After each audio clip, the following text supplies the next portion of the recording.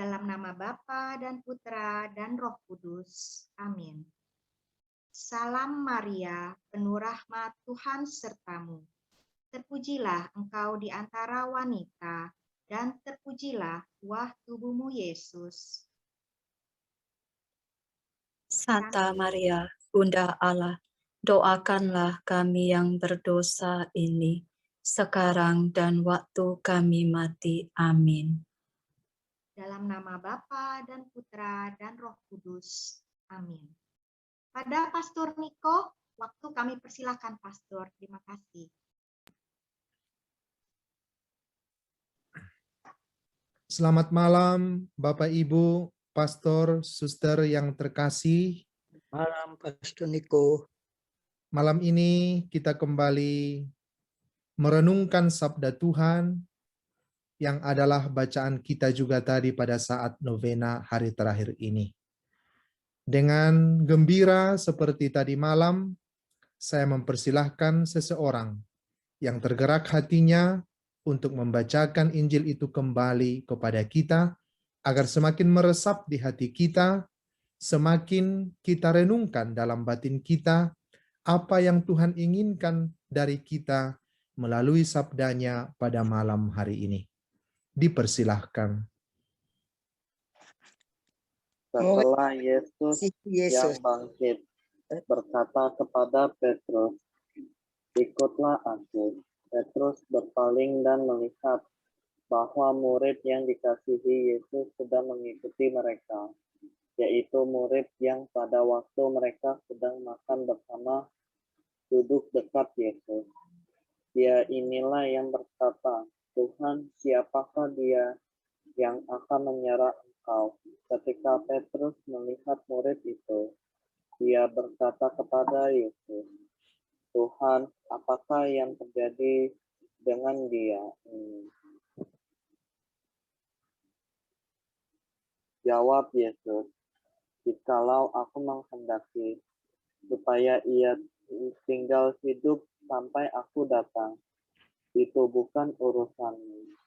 Tetapi engkau ikutlah aku." Maka tersebarlah kabar di antara saudara-saudara itu bahwa murid itu tidak akan mati. Tetapi Yesus tidak mengatakan apa-apa kepada Petrus bahwa murid itu tidak akan mati, melainkan, "Jikalau aku menghendaki supaya ia tinggal hidup sampai aku datang, itu bukan urusanmu."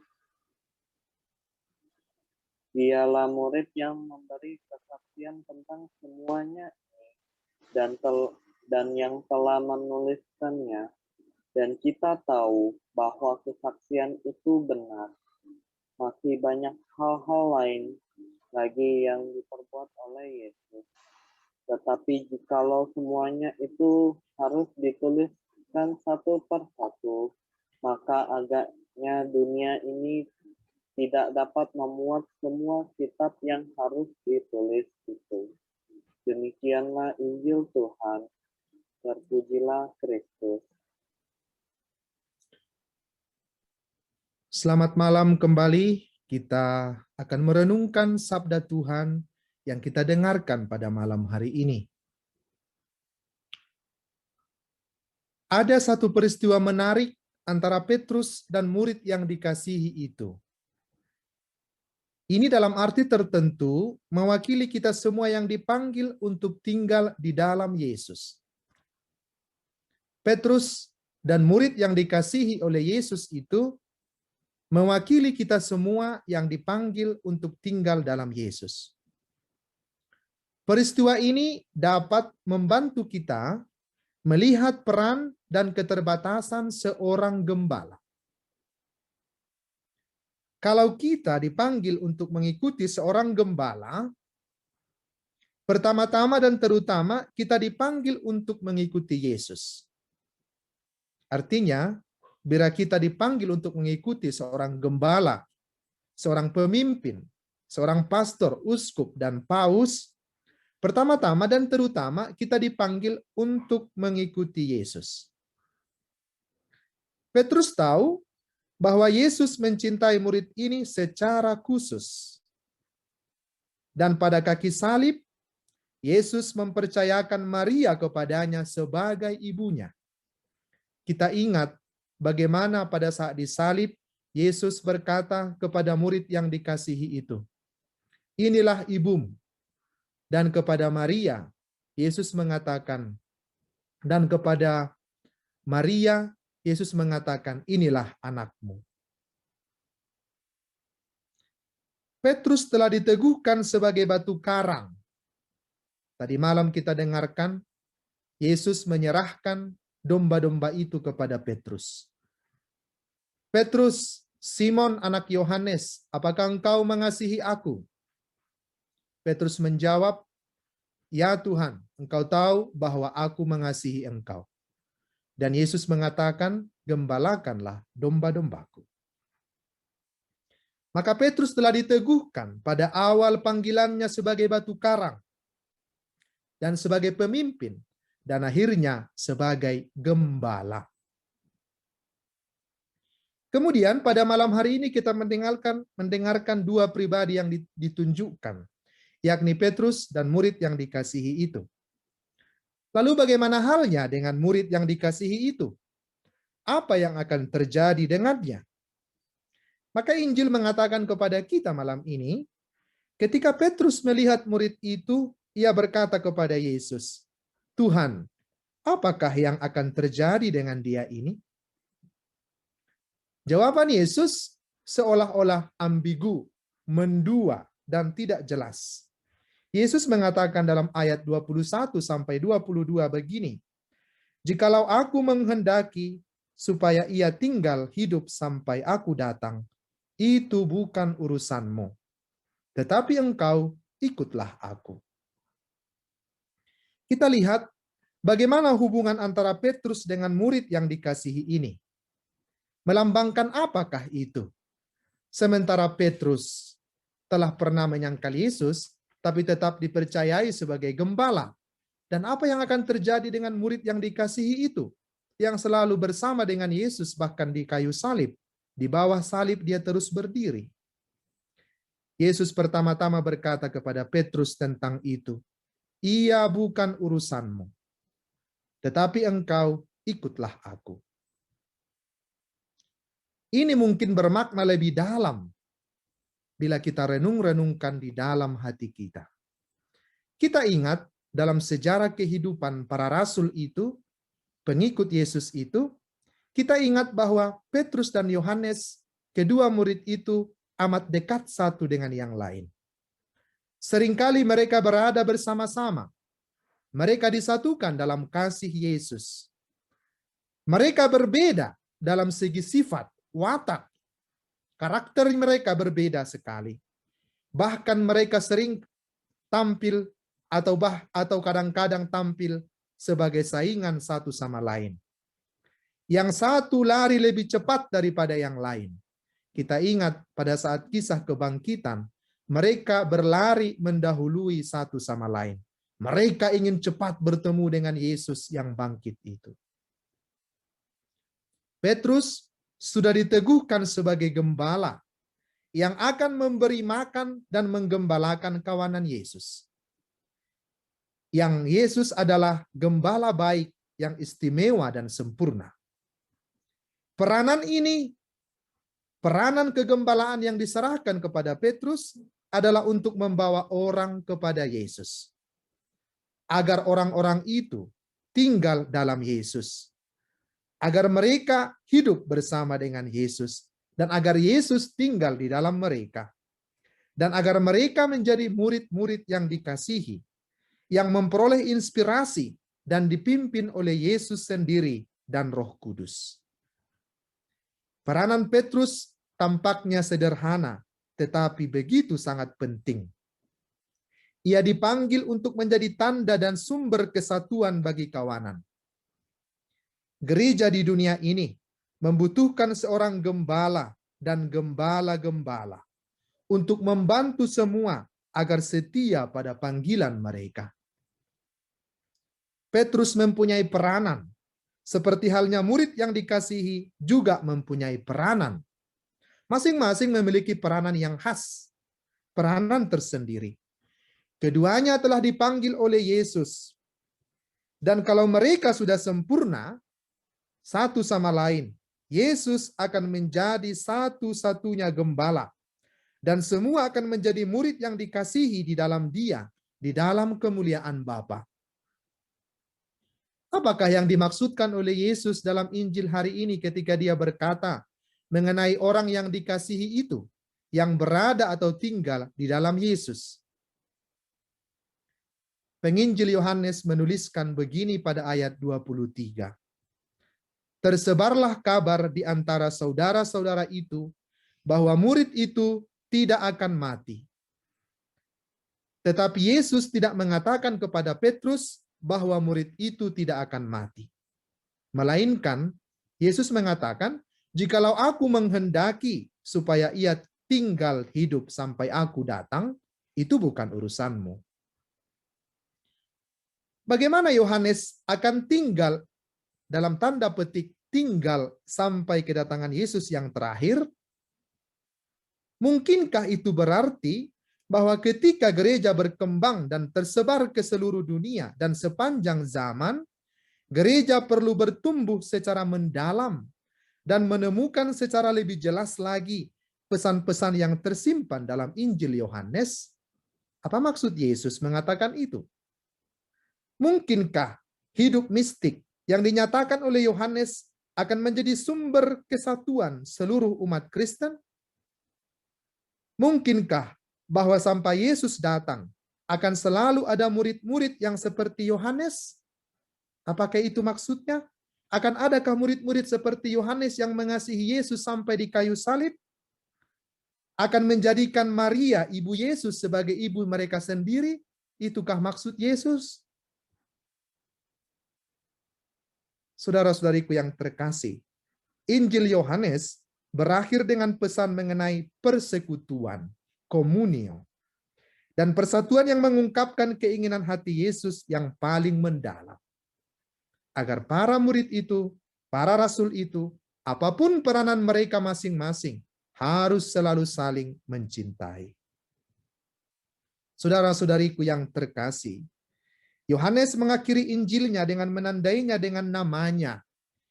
Dialah murid yang memberi kesaksian tentang semuanya ini dan yang telah menuliskannya. Dan kita tahu bahwa kesaksiannya itu benar.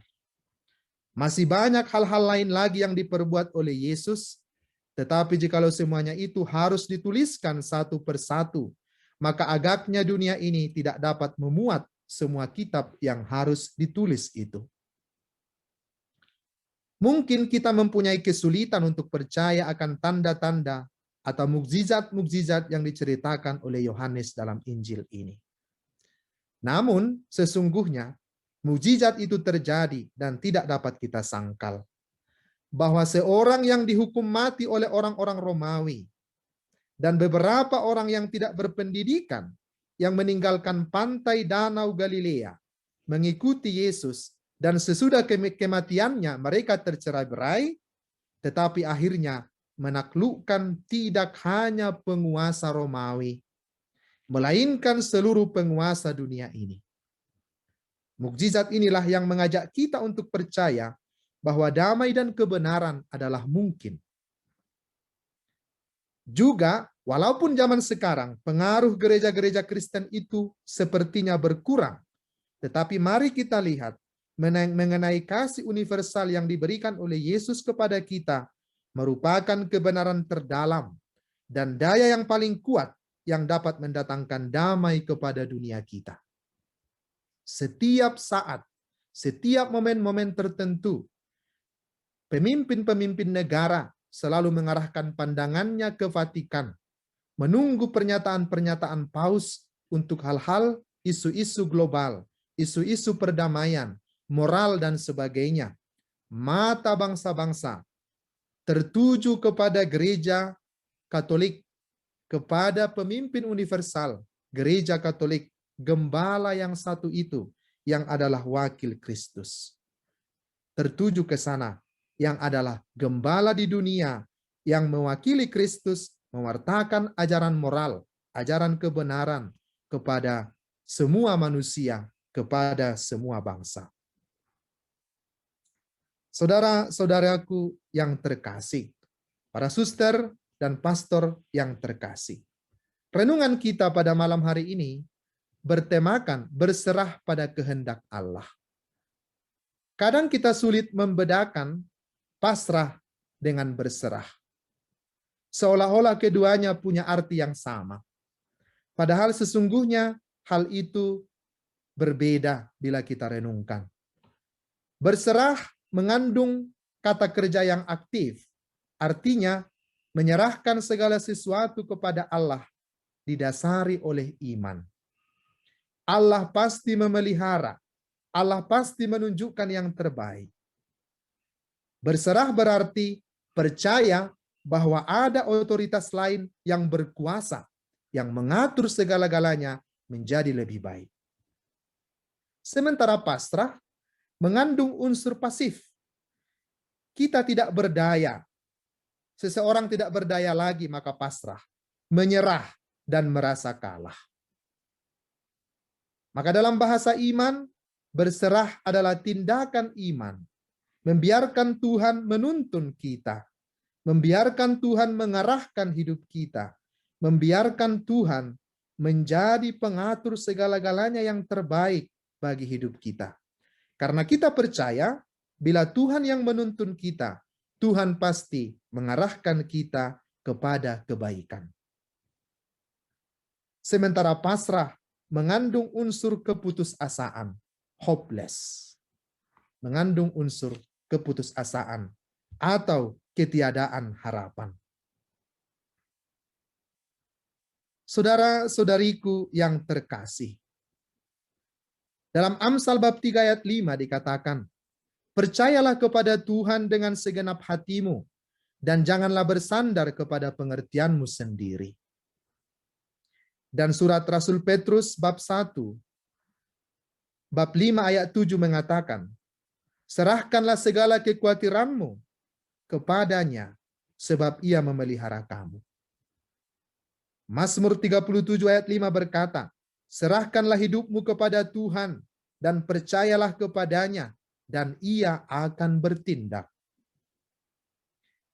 Dan kita lihat bagaimana Yesus sendiri berserah kepada kehendak Bapanya. Dia sepenuhnya berserah kepada Dia, kepada rencana Allah yang mengutus Dia. Kita melihat dalam Injil Lukas bab 22 ayat 41 sampai 42. Dikatakan, kemudian ia menjauhkan diri dari mereka, kira-kira sepelempar batu jaraknya. Lalu ia berlutut dan berdoa, katanya, ya Bapakku, jikalau engkau mau, ambillah cawan ini daripadaku, tetapi bukanlah kehendakku, melainkan kehendak-Mu lah yang terjadi. Berserah artinya juga berfokus kepada kehendak Tuhan. Dalam surat kepada orang Ibrani bab 12 ayat 1 sampai 3 berbunyi begini.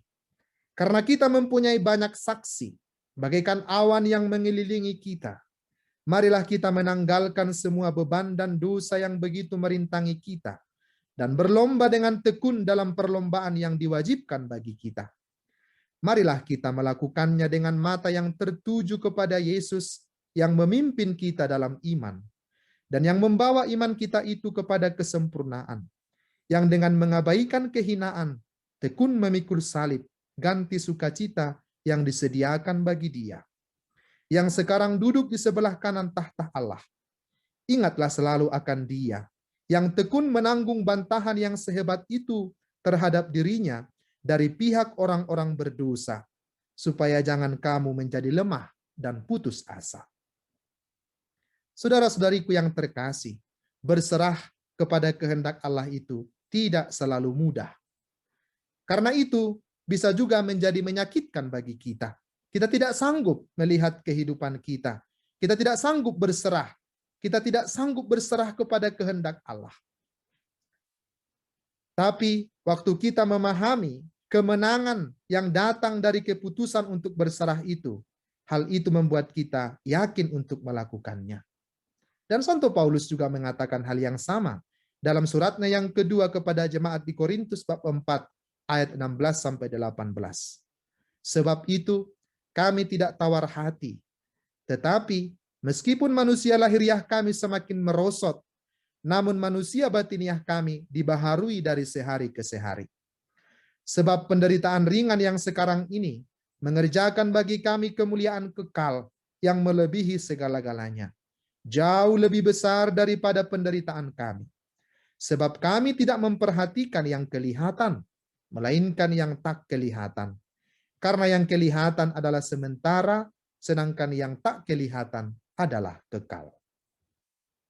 Saudara-saudariku yang terkasih, kita harus mengakui seperti tadi dalam Injil itu, bahwa dalam menjalani hidup kita, kita sering membanding-bandingkan hidup kita dengan hidup orang lain.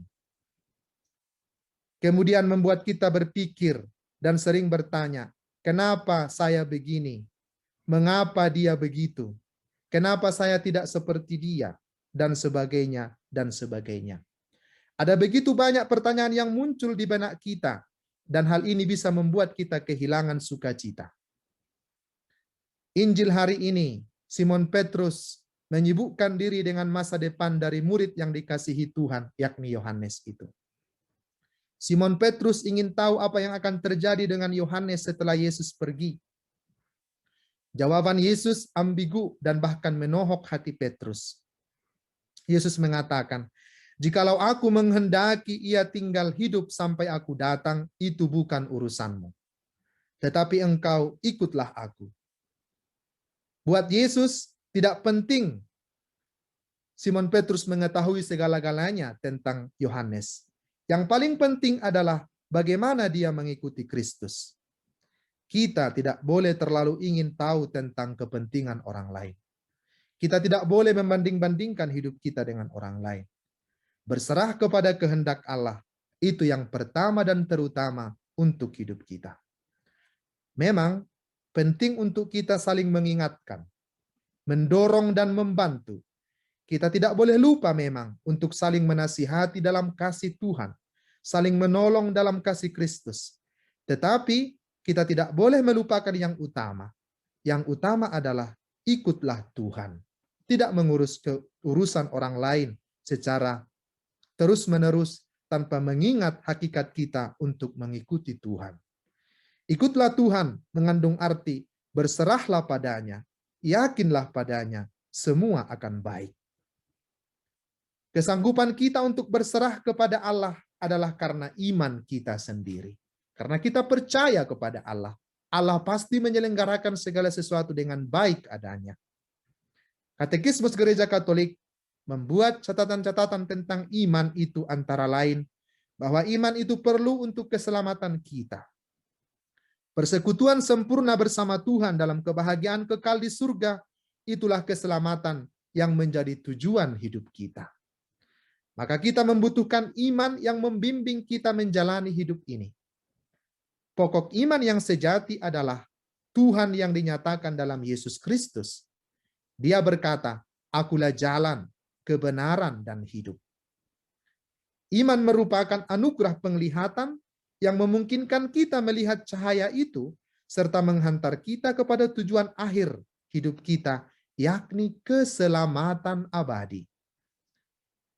Berserahnya hidup kita kepada Tuhan dengan iman itu, tujuan akhirnya, finalitasnya ialah keselamatan abadi jiwa kita bersama Kristus di surga. Maka iman didefinisikan oleh surat kepada orang Ibrani dengan mengatakan, iman adalah dasar dari segala sesuatu yang kita harapkan dan bukti dari segala sesuatu yang tidak kita lihat. Iman itu merupakan anugerah, pemberian cuma-cuma. Tuhan menghendaki ada jawaban atas panggilannya. Pada saat Tuhan memanggil kita, mewahyukan dirinya kepada kita, hal itu kita tanggapi dengan iman kita, berserah kepadanya. Tuhan tidak memaksakan manusia untuk melakukan aneka kewajiban. Sebaliknya, mendorong kita dengan kasih karunia-Nya dan memungkinkan kita mengenal kehendak-Nya dalam diri dan hidup kita, serta menghidupinya dalam sepak terjang dan karya kita kepada diri sendiri maupun kepada orang banyak di sekitar kita dalam pelayanan kita di dunia kita. Oleh sebab itu, dalam melakukan hal ini, Yesus berkata kepada kita, pada saat Yesus mengungkapkan, "Akulah pokok anggur yang benar." Dan Yesus mengatakan, "Bila engkau tinggal dalam aku, engkau akan berbuah banyak." Dan Yesus mengatakan, "Bukan kamu yang memilih aku, tetapi akulah yang memilih kamu. Dan aku telah menetapkan kamu, supaya kamu pergi dan menghasilkan buah." Iman, berserahnya kita kepada Allah, adalah suatu aktivitas manusiawi. Kehidupan beriman memampukan kita untuk melakukan hal yang baik dan benar dalam hidup kita. Iman mengajak kita untuk bersyukur dikala berhasil, memperoleh hidup sehat. Sekaligus iman yang sama membuat kita tetap bertahan dalam kesulitan. Bukan hanya bersyukur pada saat kita sehat dan berhasil, tetapi iman itu juga harus memampukan kita untuk bertahan dalam kesulitan-kesulitan hidup kita. Tidak cepat jatuh dalam godaan. Dalam kitab Tawarikh dikatakan, "Tetapi kamu kuatkanlah hatimu.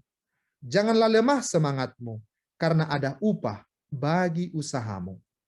Tawarikh bab 15 ayat 7 mengatakan, "Tetapi kamu ini kuatkanlah hatimu. Janganlah lemah semangatmu, karena ada upah bagi usahamu." Saudara-saudariku yang terkasih, iman merupakan sebuah kepastian.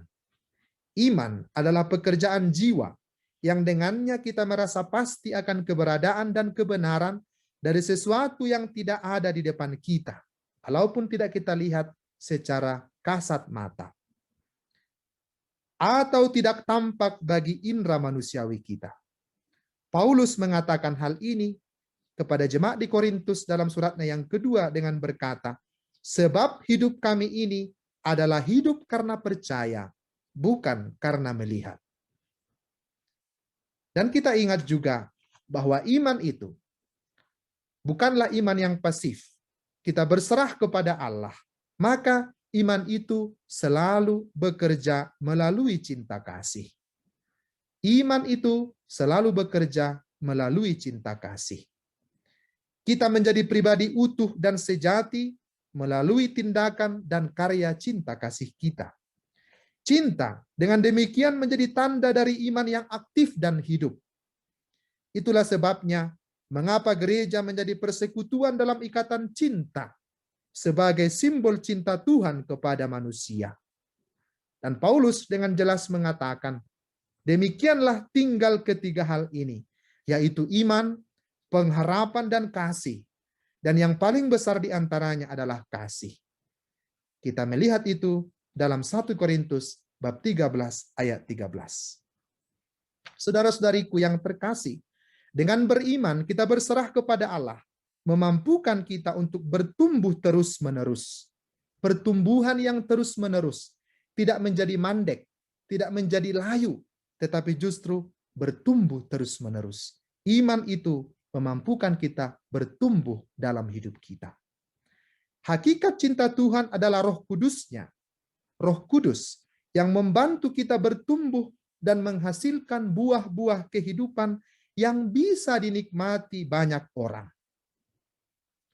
Setiap pohon yang berbuah tidak pernah menikmati buahnya sendiri. Pohon tidak menikmati buahnya sendiri. Selalu diperuntukkan untuk orang lain. Demikian juga kita yang bertumbuh karena iman yang terus-menerus menghasilkan buah-buah itu dalam hidup kita. Karena itu adalah hakikat cinta Tuhan melalui Roh-Nya dalam hidup kita, maka kita menghasilkan buah-buah kehidupan yang dinikmati oleh banyak orang. Demikianlah dikatakan oleh Galatia bab 5 ayat 22. Buah roh ialah kasih, sukacita, damai sejahtera, kesabaran, kemurahan, kebaikan, kesetiaan, kelemah lembutan, penguasaan diri. Inilah buah-buah roh yang ada dalam diri kita yang beriman karena kita mau bertumbuh terus di dalam Kristus oleh Roh Kudus. Kemudian dengan berserah kepada Allah, kita beriman merupakan pengkinian akan kehidupan surgawi. Pengkinian artinya kita bisa mengalami kehidupan surgawi di sini, di tempat kita berada. Tidak hanya nanti waktu kita telah mati dan berada di surga. Tetapi pengkinian, dengan iman itu kita mengadakan pengkinian untuk kehidupan surgawi. Kita menghayati kehidupan surgawi melalui kehidupan konkret di dunia. Dengan mengarahkan pandangan kita ke surga. Oleh sebab itu, Yesus mengatakan dalam Injil Matius bab 6 ayat 19 sampai 20, janganlah kamu mengumpulkan harta di bumi. Di bumi ngengat dan karat merusakkannya, dan pencuri membongkar serta mencurinya. Tetapi kumpulkanlah bagimu harta di surga. Di surga ngengat dan karat tidak merusakkannya, dan pencuri tidak membongkar serta mencurinya. Artinya apa? Mari menggunakan hal-hal duniawi yang ada pada kita untuk mencicipi karunia surgawi dan menabung di surga dengan cara hidup kita yang penuh kasih. Kemudian, iman yang ada dalam diri kita, keberserahan diri kita kepada Allah adalah perjalanan menerjang kegelapan. Kita tidak takut dalam kegelapan. Seperti lagu kita dalam Tuhanlah Gembalaku.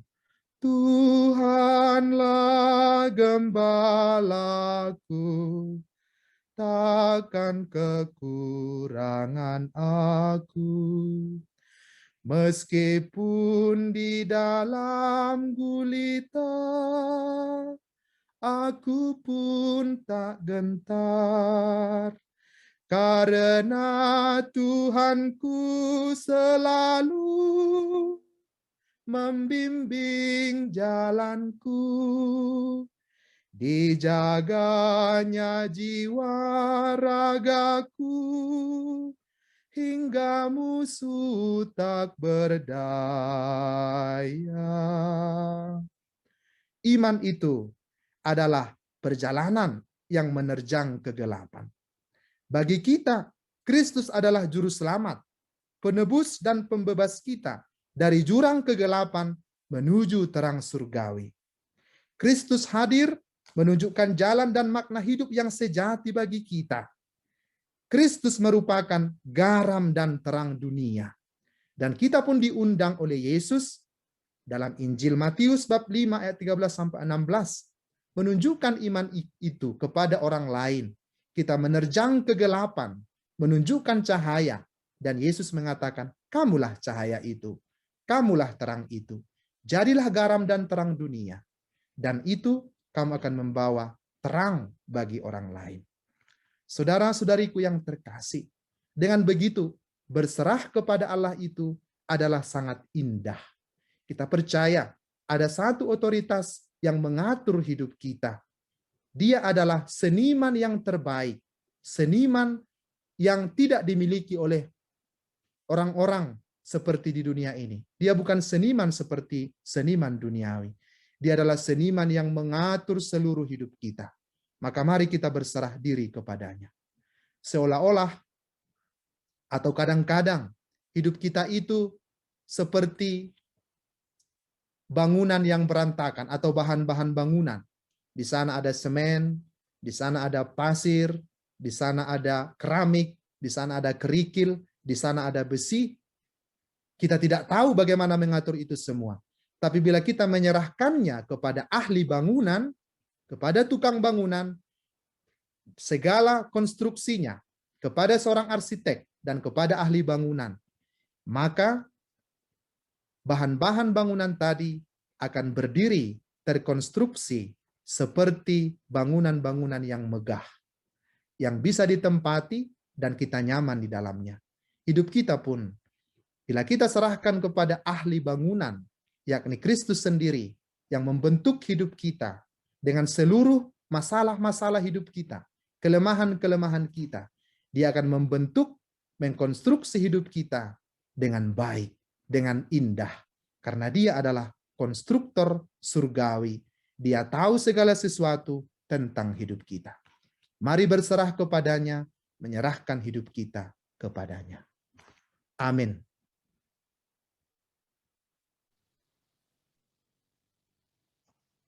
Terima kasih Pastor Niko atas renungannya yang indah ini. Izinkan saya untuk merangkum beberapa poin yang kita anggap penting. Berserah itu bersifat aktif. Berserah itu menyerahkan segala sesuatu kepada Allah berdasarkan iman. Dan berserah itu percaya ada otoritas yang mengatur segala-galanya. Berserah juga membiarkan Tuhan mengatur, menuntun kita ke dalam kebaikan. Berserah tidak sama dengan pasrah, di mana pasrah itu menyerah sifatnya, merasa kalah. Di situ ada keputusasaan dan ketiadaan harapan. Berserah sebenarnya tidak mudah, kadang menyakitkan, tapi yakinlah ada rencana Allah yang besar untuk kita. Kemudian, berserah itu berhubungan dengan iman, di mana kita diajak untuk bersyukur jika berhasil, dan kita juga dimampukan untuk bertahan dalam kesulitan hidup. Iman itu bersifat suatu kepastian walau tidak tampak, tetapi selalu bekerja melalui cinta kasih kepada Allah, bertumbuh terus-menerus, menghasilkan buah-buah roh dalam hidup kita. Iman itu juga perjalanan menerjang kegelapan, menunjukkan cahaya dan terang. Maka kita harus berserah kepada otoritas yang berkuasa mengatur segala-galanya. Itu rangkuman dari kami, Pastor Niko. Terima kasih Bu Jenny, indah sekali rangkumannya. Sama-sama, Pastor.